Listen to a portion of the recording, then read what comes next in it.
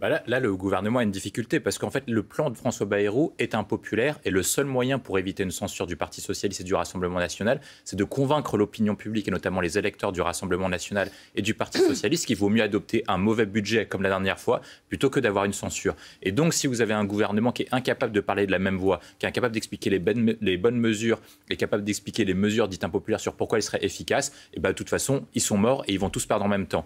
Pannier-Runacher peut faire toutes les déclarations qu'elle veut. De toute façon, s'il y aura une censure, elle perdra son poste au même titre que Bruno Retailleau.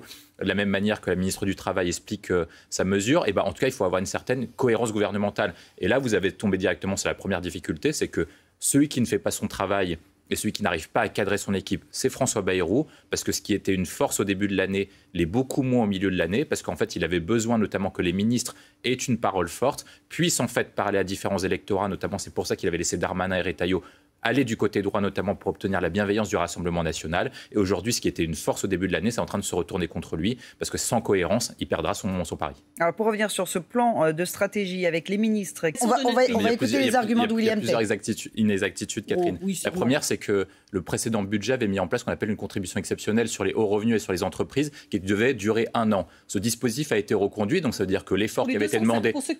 Non, mais ça veut dire que l'effort... Attends, mais tu me demandes de répondre, non, je te réponds. Pas. Donc l'effort qui a été demandé, que tu dis qu'il n'existait pas, avait été demandé de manière exceptionnelle pour 1 an lors de l'adoption du dernier budget, a été reconduit. Donc, c'est-à-dire que l'effort que tu dis qui n'existe pas existe toujours. Ensuite, après, sur les différents chiffres que tu cites, tu dis que le taux de pauvreté n'a jamais été aussi élevé, notamment de 15%, je suis d'accord avec toi. Mais pour autant, les dépenses sociales en France n'ont jamais été aussi élevées, avec un chiffre qui est très simple. Les dépenses sociales en France ont passé entre 90 et 2022 de 245 milliards à 848 milliards. Donc, on n'a jamais autant dépensé pour le social et pour autant, on n'a jamais autant de pauvres. Peut-être qu'il faudrait revoir le logiciel. Et dernier point qui est important, lorsque Catherine dit que la fortune des milliardaires ont augmenté. En France, l'écart entre le décile le plus pauvre et le décile le plus riche est de 30 avant impôt et avant redistribution. Il est de 4 après l'effort redistributif. Donc, ça veut dire que la France, quand même, redistribue et fait en sorte de pratiquer une politique égalitaire. Il ne faut pas parler du décile. Moi, je parle des 500 plus grandes fortunes. C'est-à-dire que quand on prend le décile... Non, je pense que c'est une question de... Ils ont besoin de temps pour faire 2 étapes de communication. La première, c'est de dire pourquoi est-ce que le budget est nécessaire. Et en fait, vous avez toute une étape de dire comment, c'est quoi, sur quelle pédagogie et quels sont les efforts qui vont demander à l'ensemble des Français. Avec l'image d'un gouvernement au travail durant tout l'été. Exactement, c'est ça voilà. L'objectif. L'objectif, c'est de dire que le gouvernement se bat pour les intérêts des Français et pour les intérêts de la France, basé sur 2 choses. Un, je pense que l'argument qui marchera le mieux, sur lequel ils vont insister, c'est que tout le monde va payer. C'est-à-dire qu'il n'y a pas de catégories qui sont exemptées, donc tout le monde va payer. Et le deuxième point, c'est que ce budget-là permet d'éviter de casser la croissance et permet de relancer la production. Et ils vont insister sur les 2. Ensuite, à partir de septembre-octobre, on aura un truc qui sera beaucoup plus politique. C'est-à-dire que l'objectif, ça va être de transférer l'explication du budget sur un réflexe légitimiste pour dire si le budget n'est pas voté, il y aura une censure. La censure coûtera X milliards d'euros. Les fonctionnaires ne pourront pas être payés, la France ne pourra pas lever la dette, la charge de la dette va augmenter et quasiment le FMI va débarquer aux portes de Paris. Voilà, c'est ça à peu près, je pense, qu'ils veulent découper en 2 étapes. La première, c'est l'effort de pédagogie pour convaincre les Français, en tout cas augmenter l'adhésion des Français au budget pour atteindre à peu près 30-40% de soutien et notamment viser les électeurs du RN, éviter les électeurs du PS. Et deuxième partie, pour ceux qui sont encore récalcitrants, vous balancez tout et vous dites que la France va être amenée comme la Grèce. Voilà. Alors, on va... vous aurez la parole, je vous promets que je vais vous poser la question. Il y a 2 parties. La suppression des jours fériés est très impopulaire. Vous avez 75 à 80% des Français qui sont contre, notamment portant sur 2 arguments. La première, c'est qu'en fait, l'effort est une forme d'augmentation d'impôts pour l'ensemble des Français, donc ils considèrent qu'ils doivent travailler plus, alors que l'État ne réduit pas son train de vie, ne réduit pas assez ses dépenses. Ça, c'est le premier argument.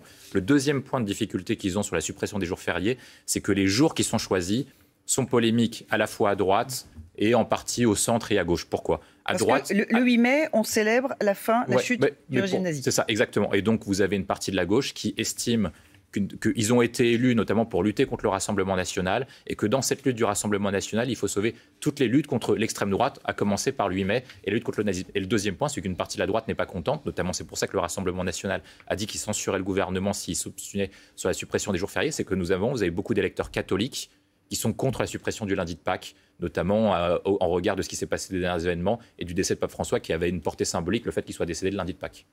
Catherine Tricot, je me tourne donc vers vous et je vous donne la parole. Le gouvernement tente de temporiser, en tous les cas, pour convaincre sur ces mesures annoncées par... milliards d'euros. Vous avez une partie, ce sont des prêts. Donc ce sont en fait des dons, des prêts qui vont être remboursés plus tard. Ça s'appelle les prêts garantis par l'État. Vous avez une deuxième partie, c'est des exonérations de cotisations fiscales et patronales. Ça veut dire que ça permet à des gens, notamment d'être embauchés. Et notamment, c'est l'allègement qu'on a fait au niveau du SMIC. Parce qu'en fait, ce sont des gens qui sont à niveau bas salaire. Et sans les allégements portés sur les bas du SMIC, ils se seraient actuellement virés ou licenciés. C'est un des parties des points. Et l'autre point est porté notamment sur des dépenses fiscales, notamment sur le crédit impôt recherche, etc. Vous avez à peu près 70 milliards d'exonérations fiscales portant sur ça. Donc si tu supprimes tout ça, ce sont autant de dépenses et d'investissements qui ne sont pas effectués alors que tu réclamais toi-même des investissements tout à l'heure.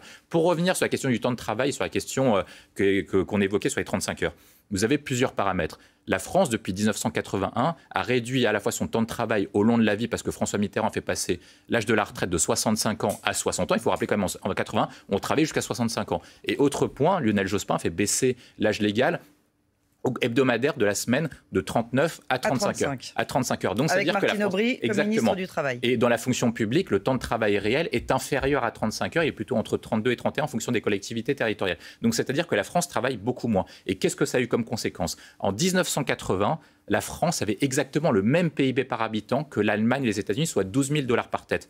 Aujourd'hui, en 2022-2023, la France produit 46 000 $ par tête de PIB par habitant. L'Allemagne, c'est 56 000 et les États-Unis, c'est 80 000. Ça veut dire que le travailler plus permet de produire plus de richesses et permet aux gens d'avoir un État qui fonctionne et d'avoir d'un pouvoir d'achat qui augmente. Quand vous regardez le salaire moyen, par exemple, en Alabama, l'État le plus pauvre des États-Unis, le salaire moyen est de 4 500 $ par mois pour la moitié des gens qui vivent là-bas. Donc, c'est-à-dire qu'il serait en France, il serait dans les 10% les plus riches. Et donc, le travailler plus permet à certaines personnes de produire plus et donc d'avoir un pouvoir d'achat qui est plus élevé. À l'époque, et tout le monde le sait, tous ceux qui partaient aux États-Unis il y a 20 ans étaient riches à cause de la parité euro-dollar. Maintenant, à New York, quand vous partez à New York, vous n'êtes pas en capacité de faire ce que vous voulez. Et si c'est ça le modèle que tu veux, Catherine, ça fonctionnera. C'est pas en accent plus de riches que tu renforceras les pauvres. Je te recommande d'aller aux États-Unis.